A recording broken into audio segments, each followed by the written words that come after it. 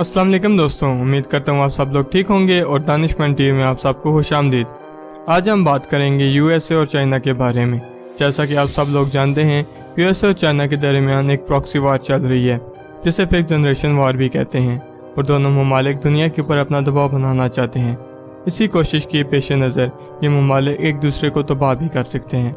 अभी हाल ही में चाइना की तरफ से बयान आया है कि उसने अमेरिका के एयरक्राफ्ट कैरियर रोनाल्ड रेगन के ऊपर अपने 2 मिसाइल्स DF-26B और DF-26D से उड़ाने की कोशिश की है। दोस्तों, वीडियो में आगे बढ़ने से पहले एक छोटी सी दरख्वास्त है, इस वीडियो को लाइक ज़रूर करिएगा और मेरे चैनल को भी सब्सक्राइब करिएगा।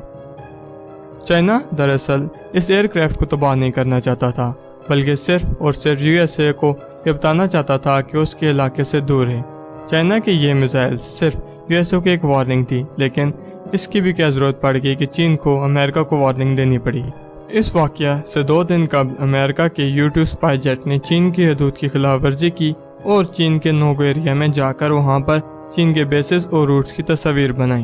अमेरिका के स्पाई जेट को चीन के रडार डिटेक्ट ना कर पाए। इसके बाद अमेरिका के मिलिट्री कमांडर के बयान के मुताबिक उनके U-2 जहाज चाइना की सरहद पर मिशन में थे, जिसकी वजह से चीन ने बाद में बहुत ही हलचल मचाई।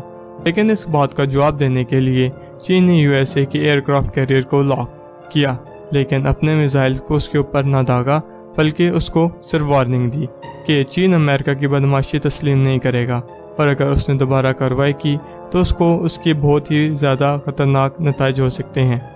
ये जहाज़ क्योंकि साउथ चाइना सी के ऊपर गश्त पर था, इसलिए चीन के लिए ये एक आसान हदफ था और अगर चीन वाकई में इसको तबाह करना चाहता तो ये एयरक्राफ्ट कैरियर वापस अपने घर न जा पाता। लेकिन ये दोनों ममालिक जंग के बगैर एक दूसरे को तबाह करना चाहते हैं, इसलिए चीन ने सिर्फ और सिर्फ यूएसए को एक वार्निंग ही दी। दोस्तों, उम्मीद करता हूँ ये वीडियो आपको पसंद आई हो। इस वीडियो को लाइक ज़रूर करिएगा। अल्लाह हाफिज़।